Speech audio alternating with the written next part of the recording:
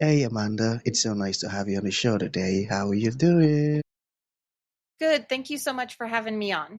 Beautiful, and thank you so very much for being here. You see, I truly appreciate you. And you see, Amanda, oftentimes I love to thank my guest for two things, and I do this so often to the point where it has become my anthem. So, firstly, I want to say thank you so very much, Amanda, for investing in yourself. You see, you are on this platform right now because you did invest it in yourself. And oftentimes, Amanda, I love to make reference to the amazing mango tree. It says a couple of months back, I was on a particular road, and just by the roadside, there was this very tall, unattractive mango tree. And I use the word unattractive because the mango tree's got no mangoes on it, and the leaves were all dry.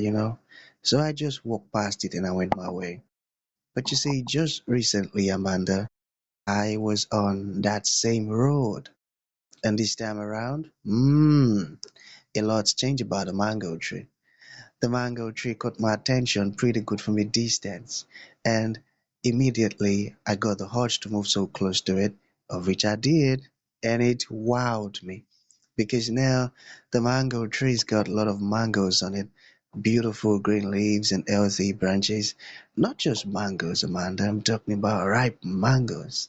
It was such a lovely experience that day. I was so, so excited. Here's my point: the fact that you dedicated your time, energy, and resources to becoming the amazing Amanda that you are today. That alone has made it really impossible for me to skip you. And that's why you got the request for me to be on the show, because I was attracted to the fruit of all that you're doing. Your insights, your philosophies, the impact your work is having, how you are offering your solutions. These stuffs are amazing. And just before you got the request from me, Amanda, I said to myself, I've got to benefit from these beautiful things Amanda is doing. And not only me now, but even with the audience. And here we had it there with the amazing Amanda. So thank you so very much for doing that yourself. And secondly, thank you for saying yes to the invite. Because if you had said nope, there was nothing Elisha could do about it. Thank you so much. Well, thank you again for having me. I really appreciate it. Awesome. So let's get started. You see, I'm quite excited to have you on the show today, Amanda, for two reasons. Firstly, my interest in knowledge seeking. I believe in order for one to transition from a terrible situation to that of a beautiful one, Amanda, I believe it takes the application of knowledge. And you see, not just knowledge now, but the application of it. And ever since I discovered that light in the Hebrew means knowledge and darkness ignorance, I've been so keen to knowledge seeking. Why? Because I do not want to remain in the dark. So that's going to make our conversation today very important to me and even to the listeners. And the second reason why I'm excited to have the amazing Amanda on the show is for the sake of the audience. You see, Amanda, we live in an age where information is as abundant as grains of sand. We've got a lot of information flying out there. So these folks trust me for quality, eye-opening, and very important information, of which I am totally convinced, Amanda, that our conversation is going to be insightful and impactful. So for that reason, let's get started with your introduction. Talk to us about your personal or your professional journey, because right now we are so curious. We want to know how Amanda got here. Then afterwards, I've gotten some beautiful questions for you. Okay, Amanda, over to you. Well, so the journey probably starts with my daughter. I was diagnosed as autistic as a kid, but I will admit that that is not what got me on the journey I'm currently on. It was when my daughter was diagnosed as autistic. And when I was a kid, it was all about fitting in with the neurotypical world, that you had to fix your autism. And seeing people do the same thing to my daughter, it was suddenly like, why does she need to be fixed? She's perfect as she is. She struggled with language. She struggled with both understanding language and communicating with us. And she also has a deformed right hip, which is probably great when you're a dancer, but it's what she does. And her physical therapist told me, put her in dance. Her autistic stim is a very complicated tap step. And he's like, she's a natural tap dancer. You need to get her in tap dance. I put her into studios, and suddenly my child, who was not speaking, bloomed. She had a personality. She was 6 and in with the high schoolers, which is not where I suggest letting your 6-year-old learn to talk, because she started talking like a teenager right away. And seeing her grow and thrive. And by the time she was 8, 2 years after she started tap dancing, she was working with the amazing Chloe Arnold, who is one of the top tap choreographers of all times. Like, she usually rank, if you ask Google AI who are the top 10 tap choreographers of all times, Google will tell you Chloe Arnold, and the other 3 living choreographers on that list are all Leta's mentors as well. But at the same time that she's working with Chloe, she's working with Michelle Dorrance out of New York. She's working, with Savion Glover. She is also getting bullied by her dance teachers for her autism. And they're telling her, you're never going to be good enough. They're telling her that her normal autistic stuff, like they were telling her, you're not going to be good enough. They're telling her things like she would have silent seizures in class, and they would lecture her about having silent seizures, and they'd come out and tell me, and I'm like, it's not like she meant to have that silent seizure. They would do things like, autistic people do not like looking people in the eyes. There are plenty of studies showing that if we're looking you in the eye, we're not listening to you. She would get lectured for that, not looking people in the eyes. She would get lectured for her voice drop later, and her teachers would tease her going, well, this proves that you are mentally, and they would use derogatory language against her.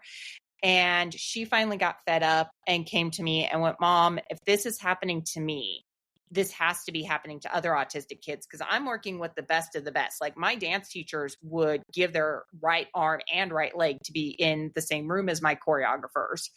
And they're saying this to me. What are they saying to kids who don't have the Hollywood and New York connections? And she decided we were starting a nonprofit dance studio. So we jumped off a cliff to start a nonprofit dance studio for autistic kids. And we realized really quickly that how dance is taught is not informed with the science that we know about autism. So we pulled in every developmental pediatrician we knew. We pulled in every speech and language pathologist we knew. We pulled in every occupational therapist we knew. We got them all together on email chains and on Zoom calls and went, how do we take this, which is how to teach proper dance, and turn it into something the neurodivergent mind knows? And we have spent the last year combining science and dance in a very unique way. And we're seeing our dancers go from not being coordinated to doing complicated dance steps in less than 6 months of starting dance classes. Wow, amazing. And you see, what's your daughter name again? Leta. It's an Wow. old family name. Ha ha ha, she's such a smart girl. I tell you. I love that about her. That's a beautiful one. And thank you for sharing this awesome stuff with us. I tell you, it means a whole lot. So you mentioned bullying, all right? So I wanted to ask, what kind of bullying happens in dance studios? There's the normal bullying, like, you're not good enough, you will never be good enough, which a teacher should never be telling a child they're not good enough, especially when you're 6, 7, 8 years old. This is not the time to be telling them that.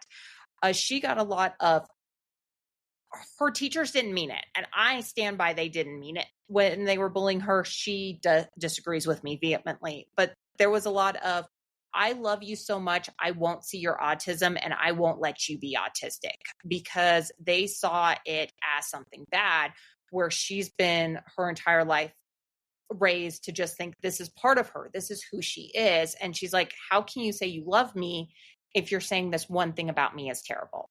If you want to change who I am as a person. And they're like, well, I'm not bullying you. I'm just telling you have to change. I tell you, that's really unfair. Okay, so what about this one?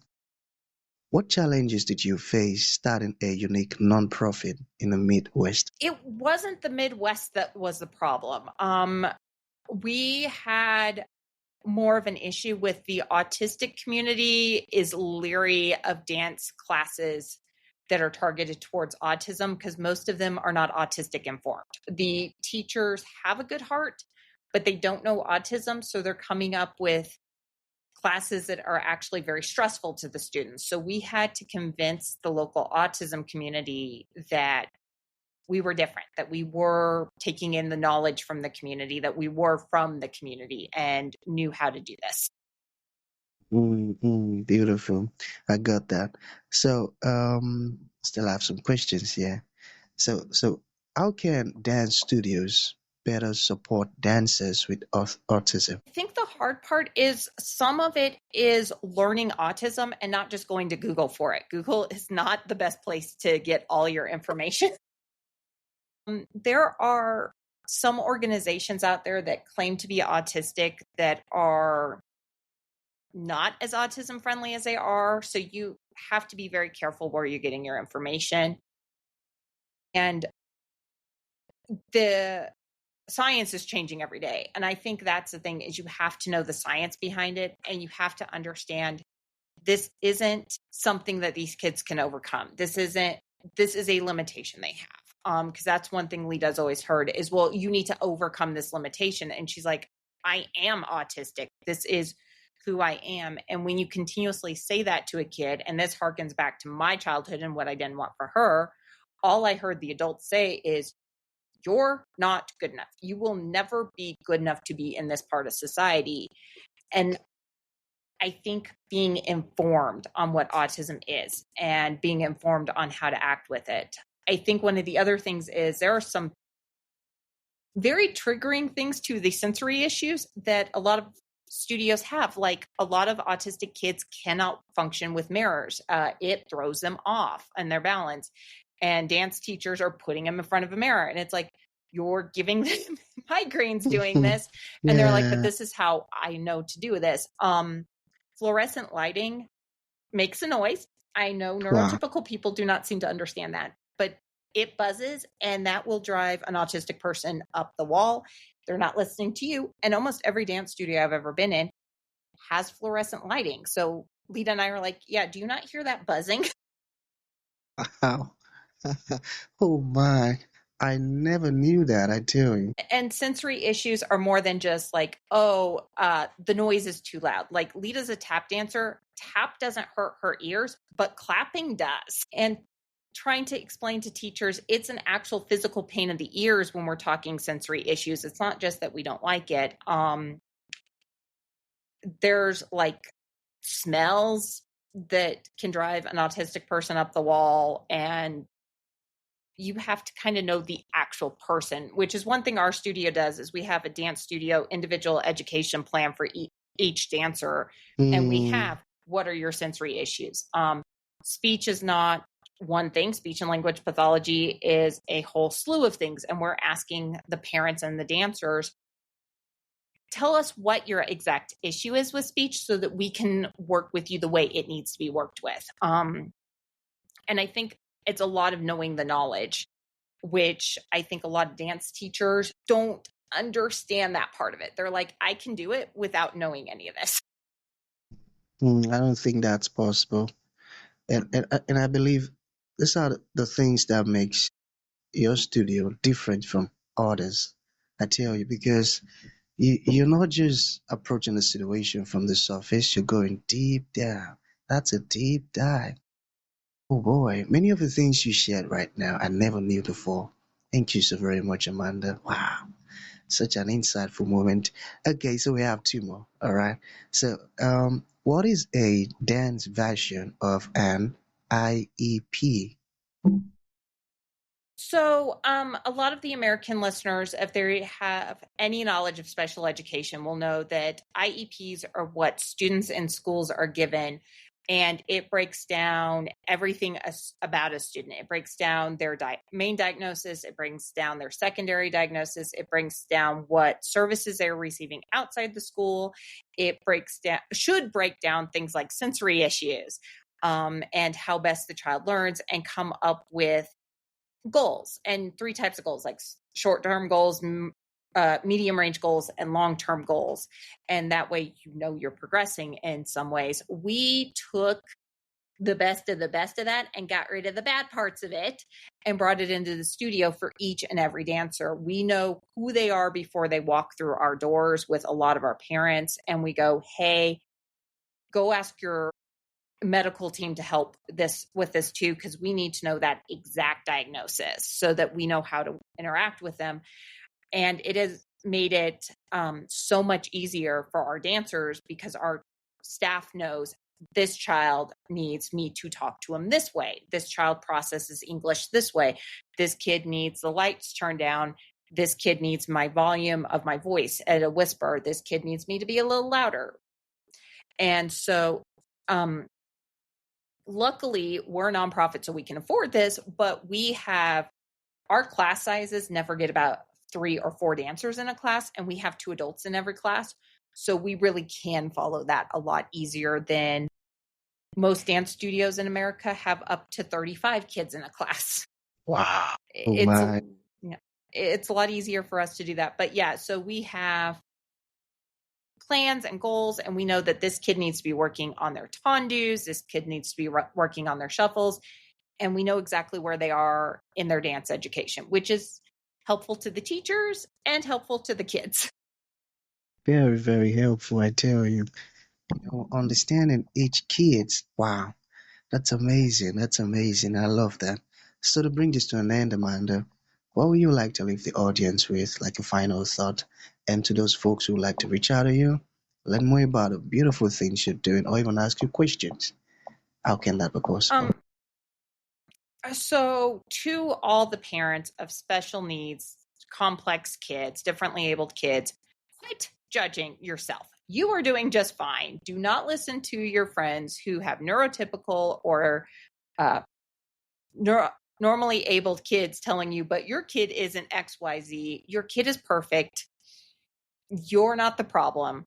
Just enjoy being a parent right now and quit letting other people judge you. Awesome. Profound words. You can find out about the studio at autisticwingsdancecompany.org. Right now, whenever this airs, it's probably true. We're running a fundraiser because it cost us hundreds of dollars per class, and we charge our families $13 per class. Wow. We don't want dance to be out of reach of any of our kids, and we've got a bunch of kids on scholarship too. But yeah, you can find the podcast that Leta and I have that kind of discuss autism and the dance world is Leta's Tap Styles and My Autistic Life. You can find it on Apple, Spotify, Amazon. She's a Gen Alpha kid. She wants that YouTube plaque, so it's on YouTube as well. They have Awesome. circled back. I think they're mini Gen Xers. Wow, I love that. That's a great one. Beautiful. Well, you see, you're doing such a fantastic job, and your daughter is such an amazing young girl, I tell you. You know, it's beautiful. Thank you so Thank you very so much for much. sharing this stuff with us. I tell you, you've just opened my eyes to a series of beautiful things that I never knew before. Amazing. So that's going to Thank be you the so end of the much for show. having me on. Yeah, Amanda, thank you for coming and thank you for sharing this awesome stuff with us. It means a whole lot. Thank you. Thank you so much.